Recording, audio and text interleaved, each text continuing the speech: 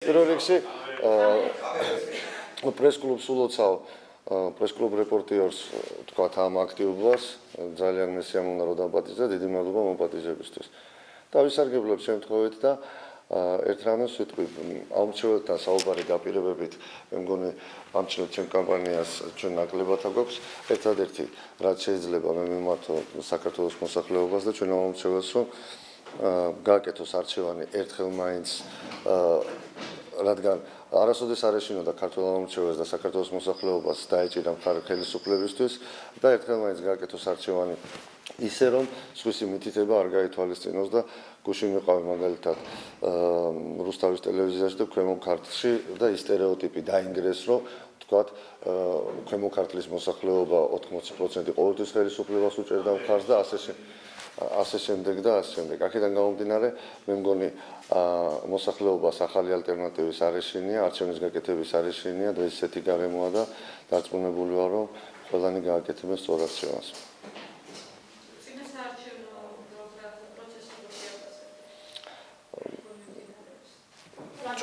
ჩვენ არაერთხელ გვითხოვს და დღესაც გავიმეორებთ, რომ გარემო რადიკალურად შეცვლილია, რა თქმა უნდა ხედავთ რომ რაღაცა პოლიტიკური ნება იმისკენ არის გადახრილი რომ შედარებით დემოკრატიული იყოს მიმდინარე არჩევნები წინა არჩევნებთან შედარებით მაგრამ მაინც ხედავთ დარღვევებს მაინც ხედავთ უპრეცედენტო გამოყენებას ადმინისტრაციული რესურსის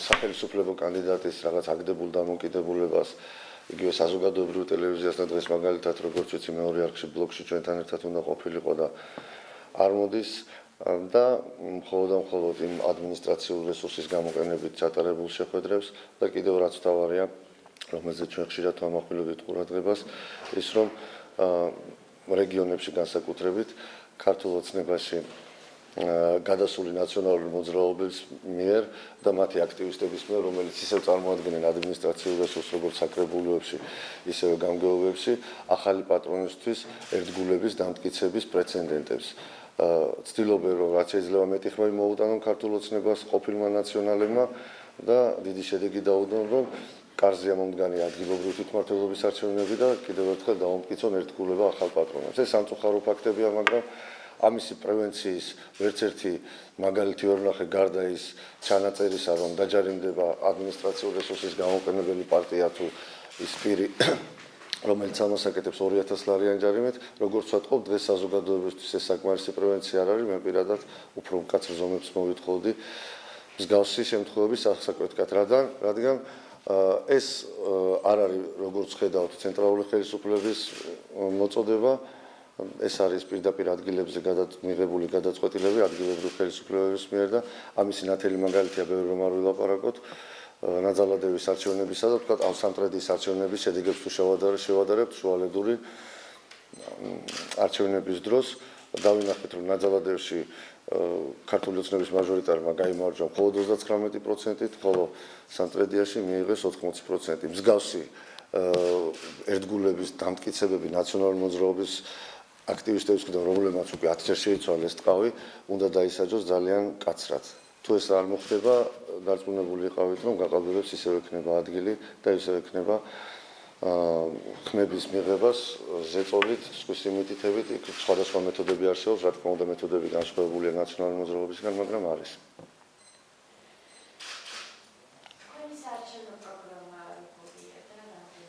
საკმაოდ განსხვავებულია, თქვენ რა გაინტერესებთ საარჩევნო პროგრამაში გააჩნია, მაგრამ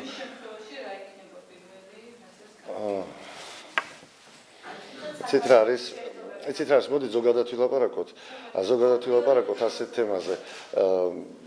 თუ საარჩევნო პროგრამაზე ვილაპარაკებთ სხვა რესპონდენტებისგან განსხვავებით, მე ხმამაღლა ვიტყვი და არ შემწყვება იმის, რომ ქართულ ოცნებას რომ საარჩევნო პროგრამა ჰქონდა, ესეთი პროგრამა მე მგონი არავის არ ქონია. და ზუსტად ამიტომაც მიიღო მოსახლეობის მხარდაჭერა, მაგრამ პროგრამა ერთია და პროგრამაზე და ციფრებზე და ხედვებზე ლაპარაკი ერთია, რაც არ უნდა ვილაპარაკო და თავი მოგაწყვინოთ.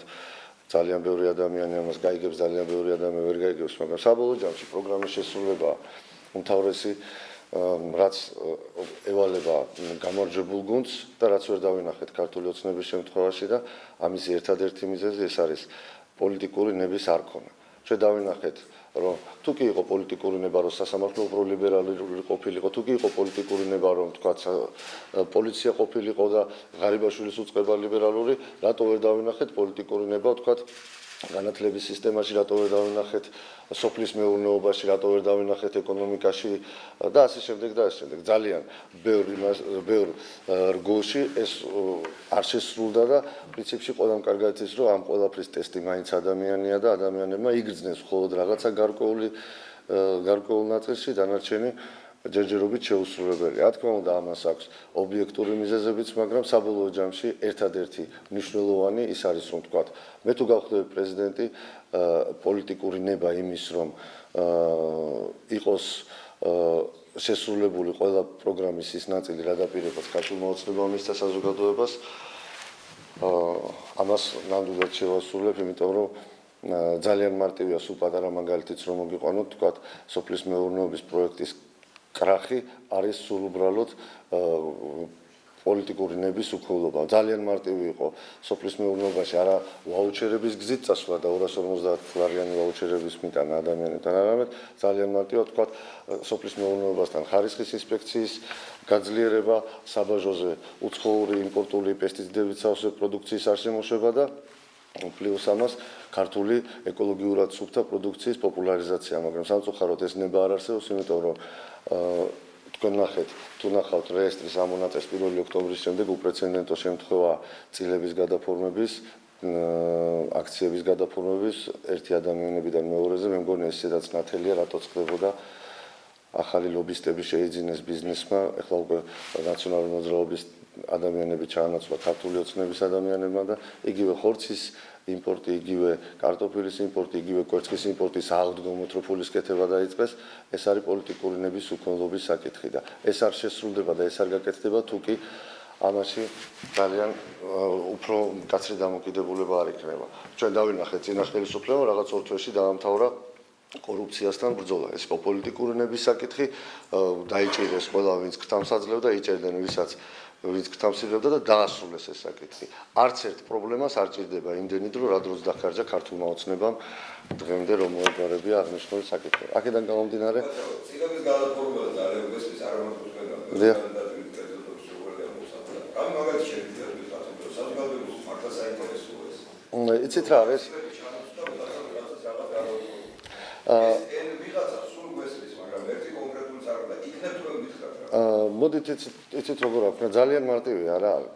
მე ახლა არ შეიძლება რომ ვთქვათ კონკრეტული მაგალითებით ვილაპარაკო, მაგრამ ბევრი მაგალითის მოყვა. მე თქვენ გეტყვით, ნებისმიერი ცნობილი ფირმა აიღეთ, საიდენტიფიკაციო კოდი აიღეთ, შედით რეესტრში და ნახეთ წილობრივი მონაწილეობა 1 ოქტომბრამდე და 1 ოქტომბრის შემდეგ. აი მაგალითად აიღეთ იცით როგორი ვთქვათ ვიზეც გვესმოდა რომ ესენი ფლობდნენ ან მის ზურგს უკან ვიღაც ოჯახის წევრები და ნახავთ როგორ არის ცვლილებები რა ძალიან მარტივია ეს არის საჯარო ინფორმაცია და თუ რომელიმეზე კონკრეტულად გაინტერესებთ ამას მარტივად დაინახავთ ძალიან მარტივად რა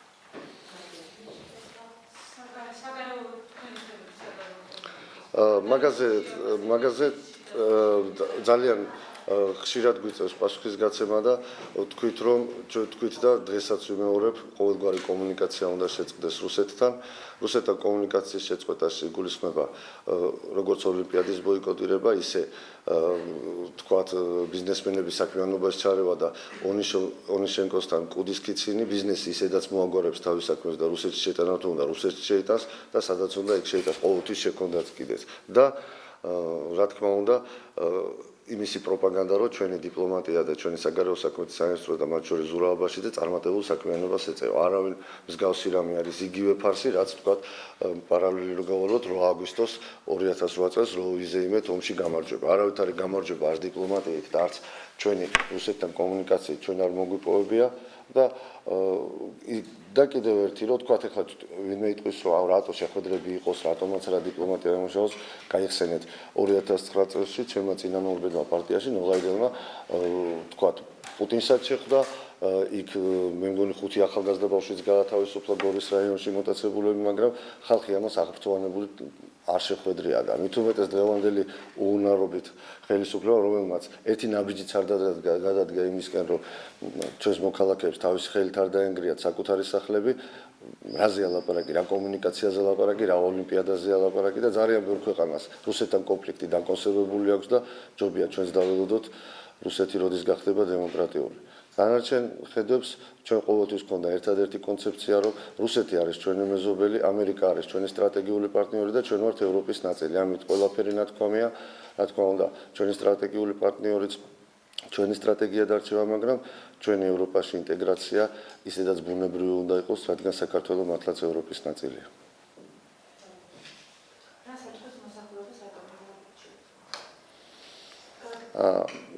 მოდით დაპირებებისგან თავს შევიკავებ, მაგრამ ერთ რამეს ვიტყვი, რომ საქართველოს მოსახლეობას არასოდეს არ ეშინოდა სიახლის და მე ვფიქრობ, რომ ჩვენ და პირადად მე ამ არჩევნებით რაღაც ახალი ხედვა და ახალი კულტურა შემოვიტანე საარჩევნო კამპანიაში, თუნდაც ეს ნათლად ჩანს ჩვენი დამოკიდებულებით, ჩვენი კლიპებით, ჩვენი ოპონენტებთან ურთიერთობებით, აქედან გამომდინარე, ერთხელ და სამუდამოდ ხალხმა უნდა დამთავრდეს, რომ ადამიანები მოდიან პოლიტიკაში და მიდიან.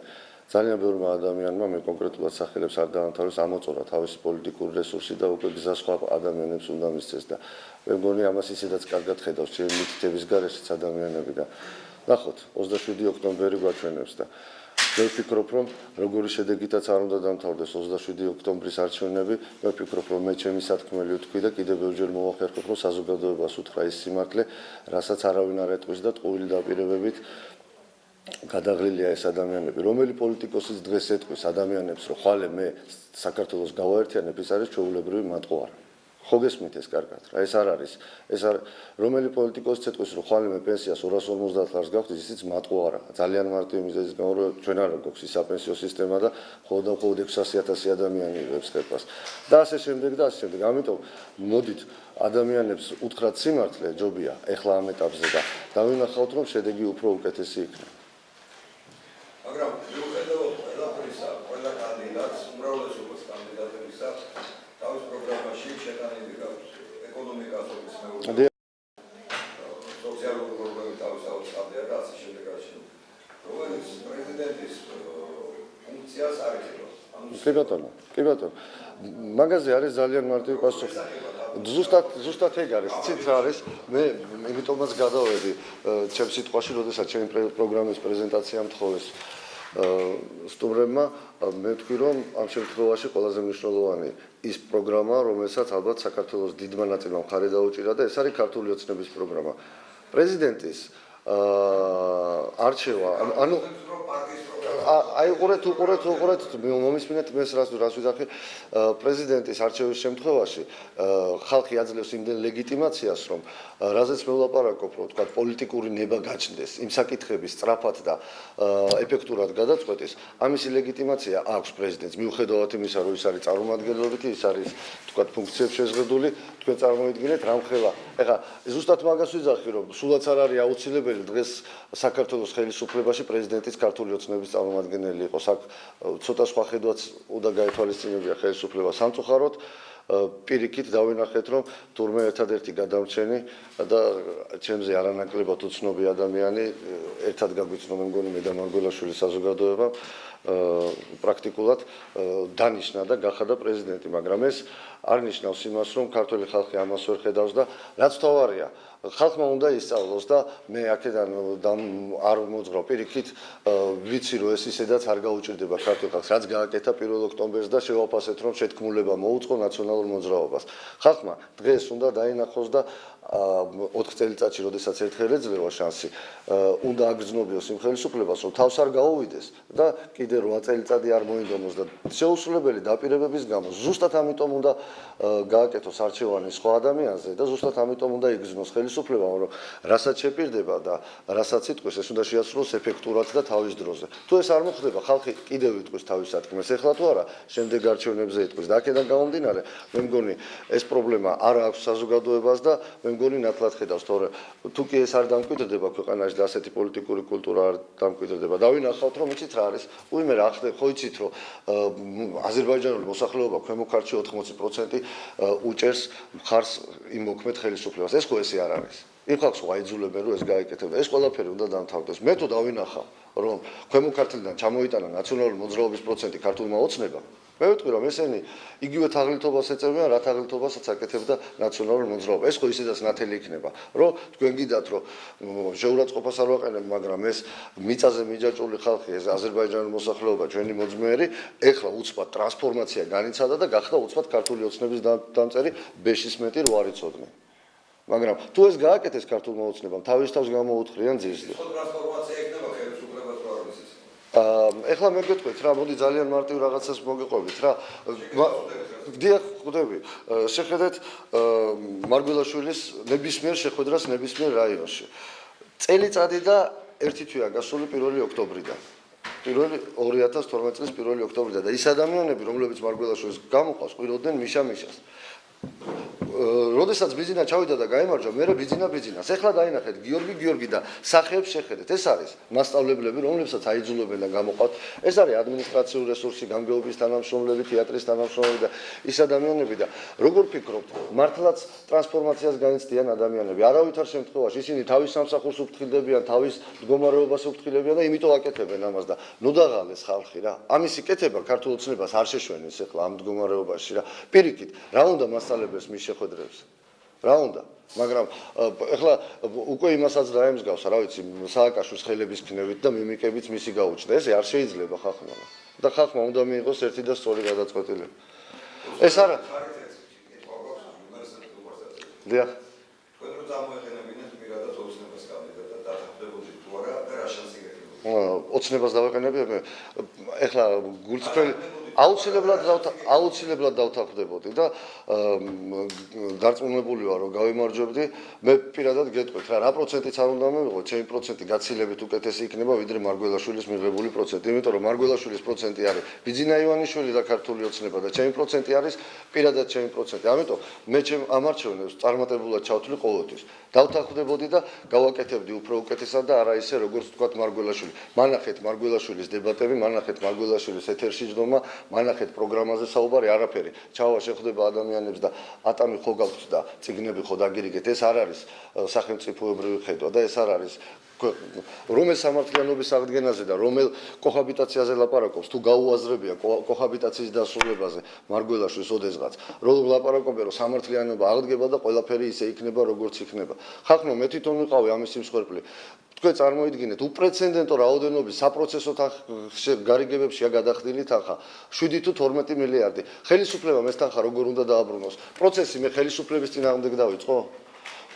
სააკაშვილი დღეს რო ციხეში ჩავსვა, რა პასუხი უნდა მოგცეს სააკაშვილმა, რომ მე ის ფული საპროცესოში რომ გადაიხადა სერგო ჯავახიძემ სახში წავიღეო, იტყვის რომ ხიდი ავაშენე, სილამაზეს ხიდი და წადით და მოხსენით და სერგოს დაუბრუნეთო. ესე იგი, სახელმწიფოს კისერზე გადადის ეს ყველაფერი, იმიტომ რომ სახელმწიფოს თავისი რბილის კამებისა და ძალაუფლების გარდა გადაეცა ის პრობლემები, რა პრობლემები წინა ხელისუფლებამ დაუტოვა და როგორ ასრულებენ ამ 7 მილიარდიანი ბიუჯეტით სამართლიანობის აღდგენასაც, როგორ აკეთებენ იპოთეკარების დახმარებასაც, ყველა თემას მე ცოტა პრაგმატული ადამიანი ვარ, ყველა თემას დროში უნდა გათვლა, რომელსაც უნდა ფინანსური უზრუნველყოფა, რანაირად აკეთებენ ამას. ეს ყოველი დაპირებები ხო არ შეიძლება ბოლო-ბოლო ხო უნდა დამთავრდეს. თუ აქვს მაგ ადამიანს ამაზე საერთოდ ხედვა, მაგრამ არ ამგონია რომ მაგას ამაზე ხედვა ქონდეს. ის რო გაიღვიძა ჩვენიერ დღეს და დააყენა ბიძინამ საპრეზიდენტო კანდიდატად, სიზმარში გონია თავის თავი და დადის და ხელებს იქნებს. ესე არ არის. ჩვენი ქვეყანა ის არ არის ლაბორატორია, რომ ცადოთ ეხლა მარგველაშვილები და ემეები. მე ამას იმას მე უნდა ამერჩიო საზოგადოებამ აუცილებლად, ამიტომ კი არ ვიძახი. მაგრამ ეს კანდიდატი საქართველოს არ შეეფერება. დიდი მადლობა.